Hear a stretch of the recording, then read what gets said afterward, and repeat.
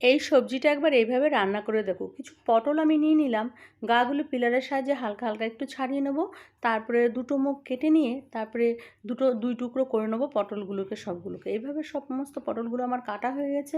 কড়াইতে তেল বসানোর পর দিলাম লবণ, তারপরে যে সমস্ত পটলগুলো কেটে রেখেছি সেগুলো দিয়ে দিলাম, তারপরে দিয়ে দিলাম হলুদ, দিয়ে এগুলোকে ভাজতে বসিয়ে দিলাম। ঢাকা দিয়ে দিয়ে এগুলোকে ভেজে নেবো ভালো করে। ওটা ভাজা হতে হতে একটা মশলা করে নেবো।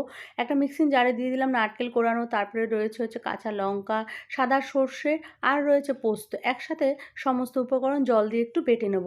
তারপরে পটলগুলো দেখো অনেকটাই ভাজা হয়ে গেছে। তারপরে এটাকে মাঝখানটা ফাঁকা করে ওই তেলের মধ্যে একটু কালো জিরে আর একটু শুকনো লঙ্কা ফোড়ন দেবো। ফোড়নটা হয়ে যাওয়ার পরে যেই মশলাটা করে রেখেছি ওটাকে দিয়ে দেবো। দিয়ে ভালো করে একটু নাড়িয়ে চাড়িয়ে নেবো।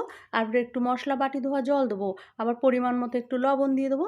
দেবো একটু গুড় ফেলে, তোমরা গুড় না খেলে চিনিও দিতে পারো। আবারও সমস্ত উপকরণ ভালো করে নাড়াচাড়া করে নিতে হবে। কিছু কাঁচা লঙ্কা চিড়ে রেখেছি, ওগুলোকে দিয়ে দেবো।